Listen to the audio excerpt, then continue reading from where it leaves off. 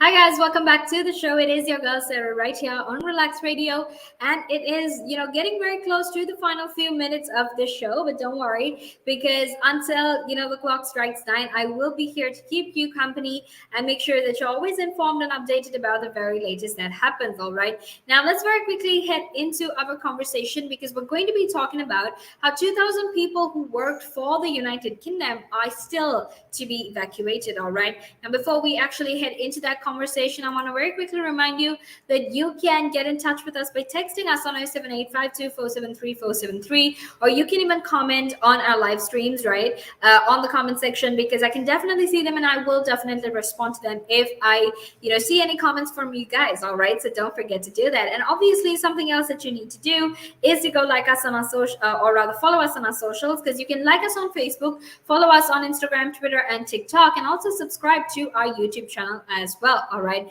and that way you can actually stay informed and updated about the very latest in terms of in terms of all of these things that are happening. So make sure to stay tuned. All right, now before we head into the conversation, I want to also very quickly remind you that our app is available for download completely free of charge on both the Apple App Store and the Google Play Store as well, and that will definitely help you stay informed and updated, and make sure that you listen into the conversation from wherever you are in the world, because it's important to make sure you keep yourself updated. Right now, we're going to be talking about how 2,000 people who worked for the United Kingdom are in fact yet to be evacuated. However, before we head into that conversation, I want to very quickly talk about, these evacuation efforts. Right now, we know that the foreign troops rather, are set to leave Afghanistan in the next few days, and obviously it is, with all of them leaving, there's also a lot of all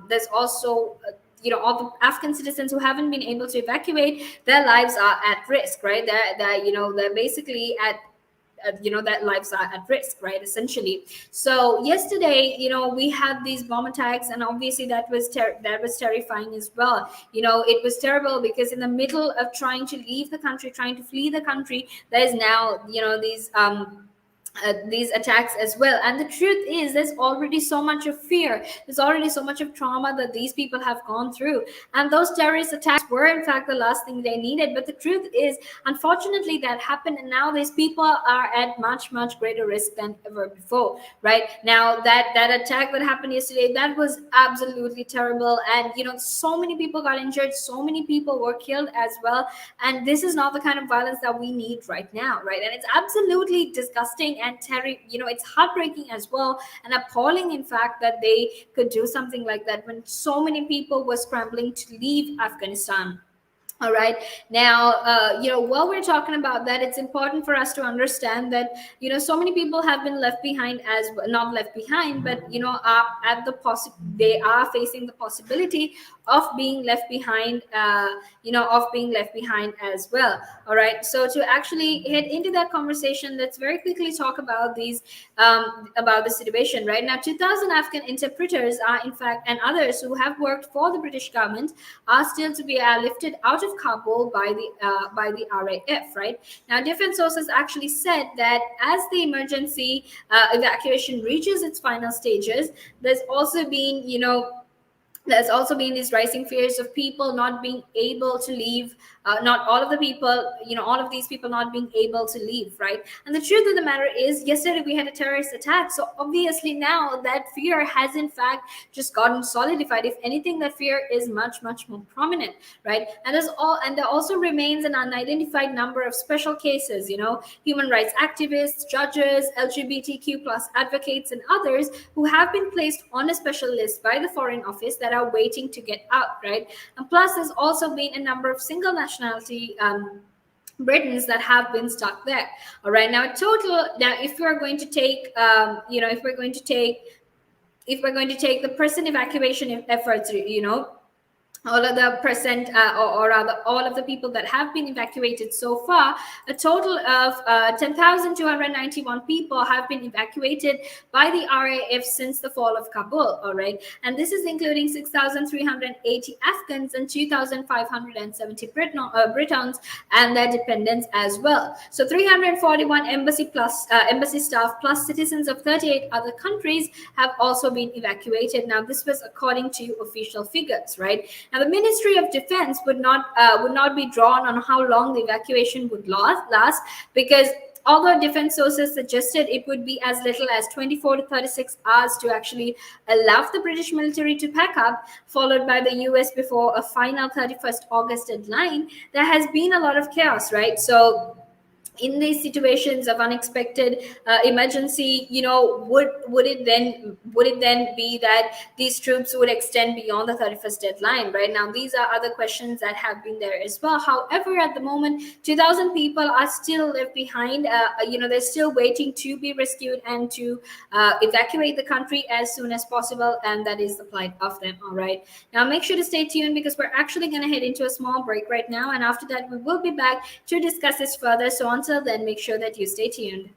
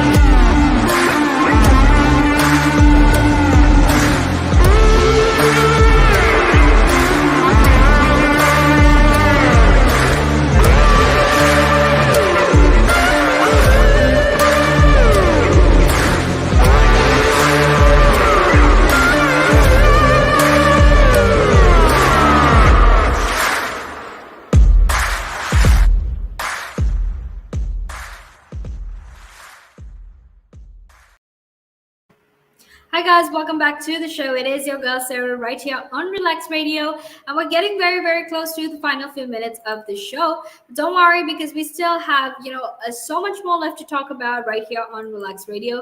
So let's very quickly head into that conversation. But before I do that, I want to very quickly remind you that you can in fact be a part of the show. So feel free to do that, because you can go like us on Facebook, you can follow us on Instagram, Twitter, and TikTok, and also subscribe to our YouTube channel as well, and keep yourself updated with the very latest of information. All right, and now let's actually head back into our conversation, because we're going to be talking right now. I'm going to actually focus on something else, because we need to talk about how business leaders have called for the relaxation of visa rules. All right, so let's very quickly talk about that as well, because we know that in the past few days there has been shortages, staff shortages, labor shortages, but also supply shortages. Right now, the government is actually under pressure to relax post-Brexit migration rules to unblock Britain's worst supply chain crisis since the 1970s. Okay, now business leaders have actually warned that the continued disruption could in fact ruin Christmas.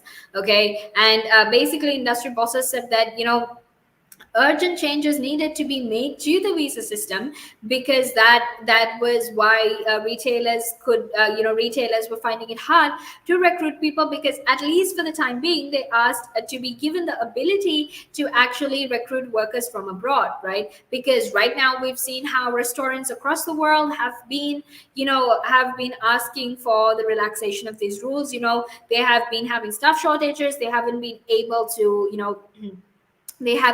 to have specific food items on their menus as well, because we know that for a time period, temporarily actually, McDonald's actually stopped selling milkshakes because they had run out of ingredients to make milkshakes, and that Nando's actually closed down 50 of their shops because there was a chicken shortage. All right, so essentially company bosses and trade groups are now warning that if ministers actually refuse to allow more EU workers into the United Kingdom, they actually risk a deeper crisis this winter. All right. Now, the chairman of Tesco, who happens to be, which is in fact the UK's largest supermarket group, actually called for more drivers to meet an estimated 100,000 shortfall. All right. There is in fact a shortage of 100,000 drivers, and that is just in driving, right? In other parts of the industries across across the United Kingdom, like for example, people to pick and figure out which kind of food or the best quality produce they need for this for to make the dish. And also things like packaging, there has been a lot of shortage. Right now, it actually used to be Romanian and Bulgarian workers who were there in the United Kingdom, who would actually typically fill these lower paid logistics and food production roles, right? But that has actually plunged by at least 90,000 or 24% since the end of 2019. So that just goes to show how terrible the situation is right now, because all of those workers aren't really there anymore. And if anything, what the Home Office has said is, look, just recruit British citizens, because they're hardworking and they're capable of doing that, right? But the truth is, not a lot of British citizens want to be employed in these roles, right? Now, the truth is, they've also asked, the government has also asked for salaries to be increased and have better benefits for them. But the truth is, even though they have increased salaries and there are more open positions right now, that's not really working out, right? And what's important to keep in mind is we're potentially talking about, recovering our economy, right? We're talking about expanding the economy from this point of recession that we were stuck at last year because of the pandemic, right? And now we see, jobs opening up, we see better salaries, we have all of these opportunities, vacancies opening up, but there's actually little to no people to actually fill these roles. So even in terms of our economy expanding and recovering, we really can't get far because of the fact that we're stuck. We're basically stuck at a standstill, because even though there are jobs and there's better pay, there are no laborers. All right, now make sure to stay tuned, because we're going to be heading into a small break right now, and after that we will be back to discuss this further. So obviously, until then, make sure you stay tuned. The valuations that you place on an asset are always behind you. It's always in hindsight. It's never in front of you. And that's one of the challenges, right? Because you're always valuing what happened yesterday, and what you need is what's going to happen tomorrow. What am I